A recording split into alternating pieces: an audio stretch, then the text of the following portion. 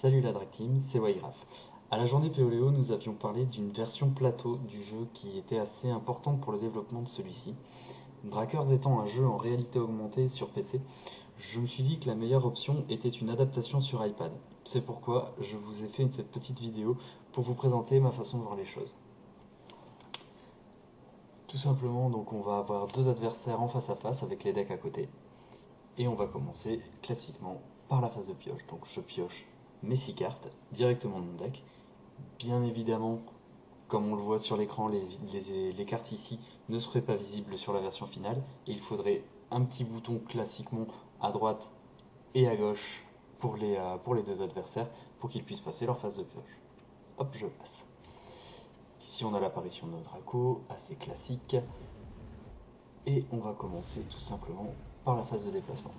Donc la phase de déplacement, j'ai pensé que ce serait assez simple de la faire avec un doigt pour les versions classiques, comme sur la version virtuelle où on déplace avec le clic gauche de la souris. Donc assez simple de ce côté-là. Et pour l'orientation, on va le faire avec deux doigts, comme on l'avait donc sur le clic gauche de la souris sur la version virtuelle.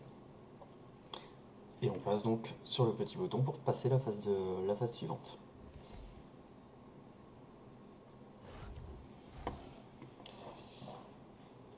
Donc ici on est en phase de pause, donc je n'ai rien à poser, je passe à la phase suivante.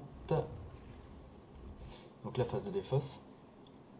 Là je vais donc montrer ma carte avec la reconnaissance faciale de l'iPad qui me permettra de défausser ma carte qui est ici Rashmana et de passer à la phase suivante. Donc là je joue contre l'IA, donc il n'y a rien de particulier à dire. Là l'IA va faire son petit bonhomme de chemin de manière assez classique. Pose de carte.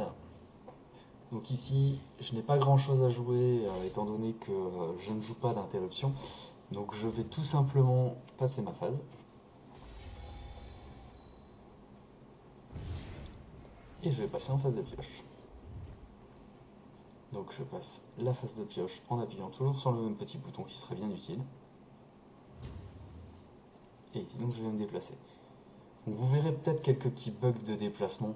C'est assez simple à expliquer, c'est tout simplement parce que on est uniquement sur une petite vidéo truquée de ma part qui me permet de vous montrer ce à quoi je pense. Bien évidemment, étant incapable de faire quoi que ce soit au niveau codage, je suis pas capable de le faire. Donc pose de carte, donc là je montre ma carte, la carte que je veux poser, donc en l'occurrence Supra Onimana, et on bascule donc sur la résolution de la carte. Donc ici il n'y a plus rien à faire, je passe ma phase avec le petit bouton, comme je l'ai indiqué. Ça attaque, et maintenant on va passer en phase de défausse, je défausse ma glyphe Necrosa, et on passe à la phase de l'adversaire.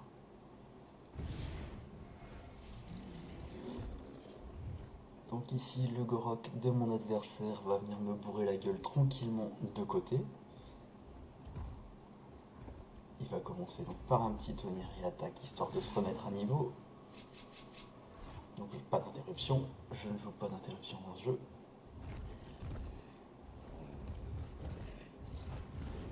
Et quelques coups de poing plus tard, on passe à sa phase de défense.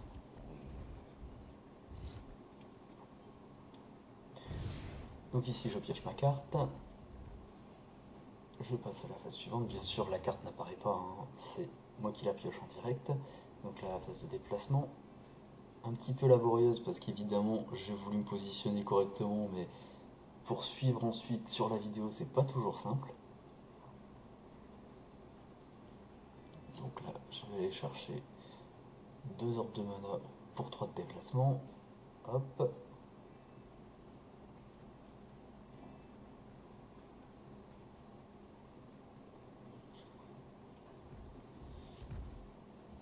Phase de déplacement terminée. Là je vais poser mon petit Rashmana, mon petit Rashomore pardon, histoire de prendre un peu d'avance. Alors je ne l'ai pas précisé, mais le deck que j'utilise, c'est le deck qui porte le doux nom de Violence, dont je vous avais déjà parlé, qui est très très brutal avec le Gorok.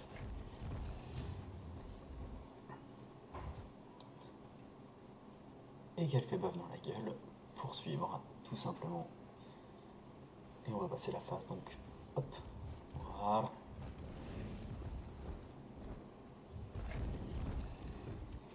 là, je vais défausser ma carte. Explosio. Hop. Et l'adversaire va jouer son dernier tour.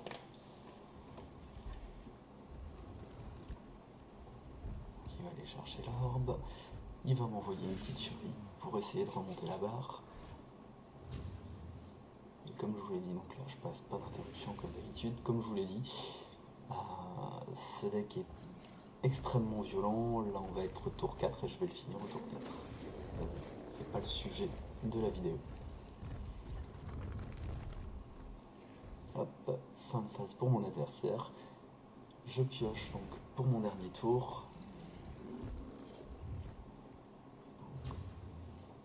La phase de déplacement, hop, on va se positionner, donc là on va essayer d'aller l'attaquer de flanc pour faire plus de dégâts, hop, bon là encore une fois assez laborieux, je vous rappelle qu'on est sur une vidéo, pas sur une véritable application.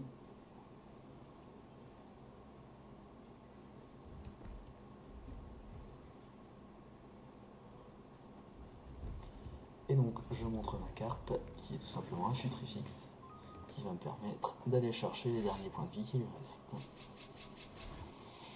Donc j'espère que vous avez apprécié cette petite vidéo. Je vous l'ai dit, c'est ma façon de voir les choses sur la version plateau du jeu. Je pense qu'il y a tellement de paramètres à prendre en compte sur Drakers qu'il n'est pas évident de le faire directement en plateau avec une feuille comme on l'avait vu initialement. À mon avis, l'iPad est vraiment la solution la plus simple. Ça évite de calculer les pop d'orbe, ça évite de calculer les points de vie, ça évite de calculer le nombre de mana, ça évite de calculer énormément de choses. Ça permet vraiment une liberté assez sympa. En plus, on retrouve le côté réalité augmentée, ce qui n'enlève rien. C'est vrai que c'est le gros plus du jeu. Et puis un iPad, c'est assez simple à transporter, c'est quand même beaucoup plus simple qu'un PC classique. Donc voilà ma façon de voir les choses et j'espère qu'elle vous plaira. A plus!